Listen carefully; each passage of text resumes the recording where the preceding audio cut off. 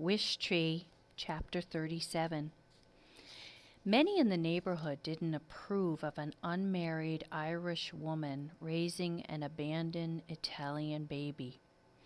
People talked as they will, and they tisk-tisked as they must. Some people were even angry. They said hurtful things. They told Maeve that Amadora didn't belong.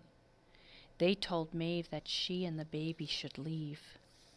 Maeve merely smiled, held Amadora close, and waited and hoped. On dark nights, when hope was scarce, she would sing an old Irish tune mixed with a newer Italian song that she had learned from a neighbor. The melody was sweet. The words were silly. The effect was always the same. A smile from little Amma. Sure enough, the longer Maeve waited, the kinder people grew. And before long, Amma, as she came to be called, was as much a part of our messy garden as all the rest of us. When Amma was old enough to feed Squibbles and his family, she did. When she was strong enough to climb me, she did. And when she was ready to make wishes of her own, she did.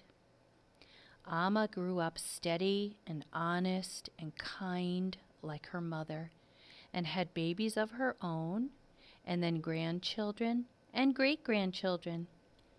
Eventually, Amma and her husband bought the little brown house and the one right next to it and painted them blue and green. Years later, they purchased a house across the street and began to rent the blue and green houses to other families. The family grew and prospered and argued and failed and loved and laughed. Always and forever, the laughter kept them going. And when Amma's grandson had a little girl, he chose a fine Italian name for her, with a fine Irish middle name, Francesca Maeve.